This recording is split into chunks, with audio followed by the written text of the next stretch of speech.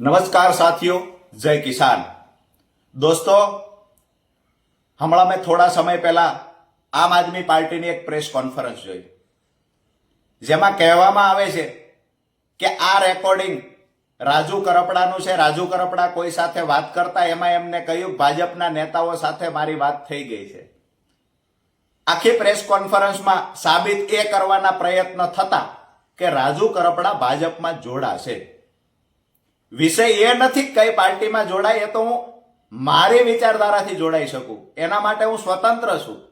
પણ વિષય એ છે કે રાજુ કરપડાને ખેડૂતોની વચ્ચે ખરાબ કેવી રીતે ચિતરવો એનું ષડયંત્ર છેલ્લી 48 કલાકથી ગાંધીનગરમાં થઈ રહ્યું હતું। ક્યાંક ને ક્યાંક ટેકનોલોજીનો દુરુપયોગ કરી, જે રાજુ કરપડાનો અવાજ જ નથી, મારે કોઈ સાથે આવી વાત થઈ જ નથી, તેમ છતાંય ટેકનોલોજીનો દુરુપયોગ કરી અને ક્યાંક ને ક્યાંક રાજુ કરપડાનો અવાજ છે। આ રાજુ કરપડા કોઈ કાર્યકર્તા સાથે વાત કરે છે, રાજુ કરપડાએ સેટિંગ કર્યું છે, આવું બતાવવા માટે આમ આદમી પાર્ટીના ટોપ પર બેઠેલા નેતાઓ તમામ પ્રકારની હદ વટાવી ચૂક્યા, તમામ પ્રકારની હલકાઈની હદ વટાવી ચૂક્યા। કમસે કમ ટેકનોલોજીનો ઉપયોગ કરવો તો મારા અવાજને મળતો અવાજ તો બનાવવો તો। આમાં તો સાફ બતાય છે કે આ અવાજ રાજુ કરપડાનો અવાજ નથી, કમસે કમ નજીક તો લઈ આવવો તો। વિસાવદરની ચૂંટણી સમયે મેં જોયું છે AI નો ઉપયોગ કરી કેશુબાપા આશીર્વાદ દેતા હોય એવા પણ વિડીયો બનેલા છે। AI નો ઉપયોગ કરી ઘણા બધા રેકોર્ડિંગ પણ બનાવવામાં આવેલા, ઘણું બધું એડિટિંગ પણ કરવામાં આવેલું છે।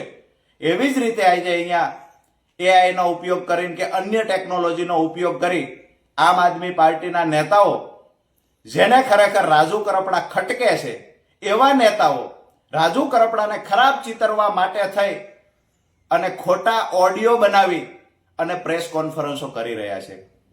આજે ઓડિયો બનાવ્યો છે, આવતીકાલે એવું પણ બને કે રાજુ કરપડાને વધારે ખરાબ ચિતરવા માટે વિડીયો પણ બનાવવામાં આવે।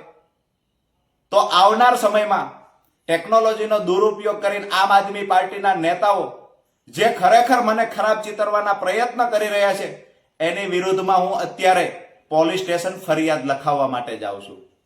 મેં ભૂતકાળમાં પણ જોયું છે કે ટેકનોલોજીનો દુરુપયોગ કરી ક્યાંક ને ક્યાંક વિડીયો અને ઓડિયો ભૂતકાળમાં આમ આદમી પાર્ટીની ઓફિસથી બની રહ્યા હતા।